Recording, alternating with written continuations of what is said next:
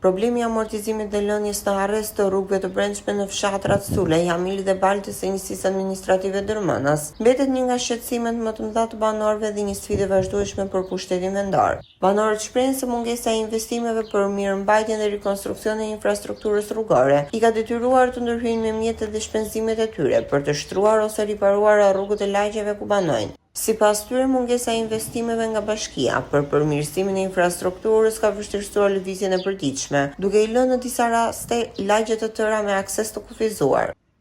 Rrugët e brendshme janë ca pa rregulluar, duhemi t'i rregullojmë që të kalojmë. Ato rrugët janë shumë të rrezikshme, dom t'i ndreqin të shkojnë te toka, tek familjar.